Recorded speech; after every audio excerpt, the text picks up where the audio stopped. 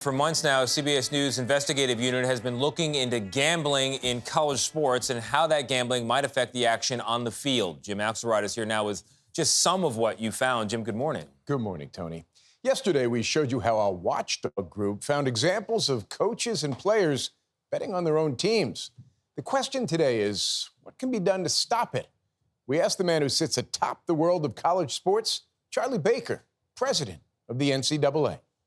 This year, an estimated $15 billion was legally bet on March Madness, 5 times the amount from just the year before. I've talked to a lot of coaches about this, and I've talked to a ton of conference commissioners, and yeah, they're all concerned about it. And I think they're concerned about it for the same reasons we are. Charlie Baker is the president of the NCAA.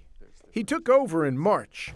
Hi, Charles Baker. Just after serving 2 terms as governor of Massachusetts, which legalized sports betting on his watch. The bill I filed did not include college sports. Why?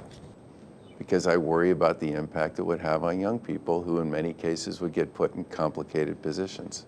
Complicated positions have been on full display in college sports this year. College football rivalry at its finest. At Iowa and Iowa State, where 8 players have been accused of betting on their own games.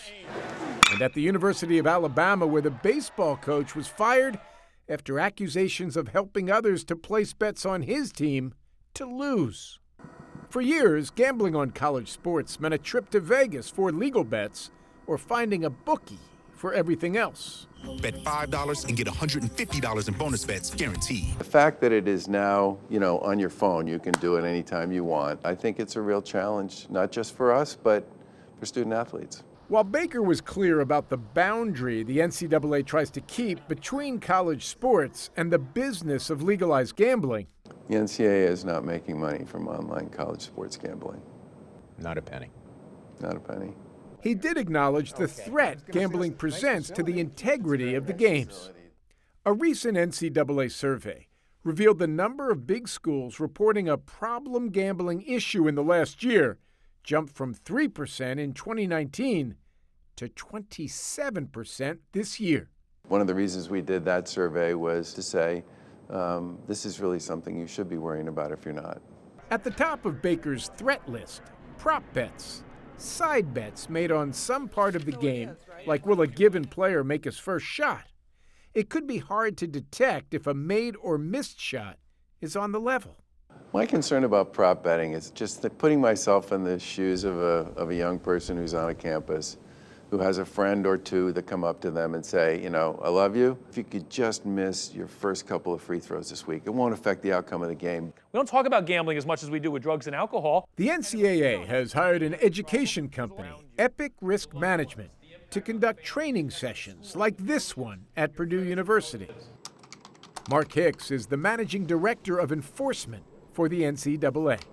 Can you characterize for me the degree of concern that some scandal could undermine the integrity of college sports? It's a great concern of mine. That's my area. Hicks has a team of about 20 investigators, but gambling is just one of the issues they handle. Is that enough to effectively police the threat? It's a tough assignment. We deal with what we got, and we do the best we can in that area. As a way of answering somebody who might say the NCAA, if not looking the other way, has a vested interest in not looking too deeply, what's the answer to that? I don't know if I have a great answer to that, but I think the data would suggest we're not looking the other way. We're actually, dealing with what's there in front of us.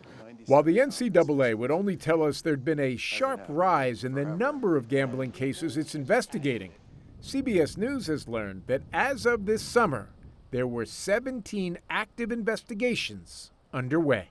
We talked to one expert, and he said to us, when you talk about the pressure, when you talk about the money involved, this is a when for a major scandal, not an if.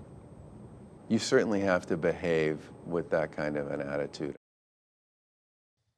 Baker told us that gambling being legal means nothing when it comes to the pressure student athletes face and the harassment. In fact, he told us about one case where the NCAA had a round-the-clock police presence on players who were being targeted by gamblers online. Whoa. That when-if question is very interesting. I'm fascinated by Charlie Baker because he's always, remember in Governor's Massachusetts, big job change. He was always very smart, thoughtful guy. Former center of the Harvard basketball team. Yeah. No sports. Yeah, he knows what he's doing. What was your take on how they're handling this? I like the when and the if question there. Well, I'll tell you, he really spent a lot of time talking about those prop bets, a big concern. I think there's $93 billion bet on gambling, on sports. 10 billion of that were these prop bets, and they really are impossible to detect. How do you know? Guy says, hey, look, can you miss the first foul shot? Now, how are you going to know if a guy bricks it on purpose and takes care of his frat brother, or if he missed the shot? And there's only a small percentage of college players that have $1 million waiting on them in professional sports. That was a big point Charlie Baker made, that you have a big vulnerable population of young people whose not only brains are not fully formed yet, if you think about it, they don't have the support structure that pro athletes have. Oh, boy. No doubt about it. I still believe the purity is there. Yes. I don't think a scandal will happen, but I wouldn't bet on it. I'm not with you on that one. Jim. Yeah, I wouldn't bet on it. That's well put.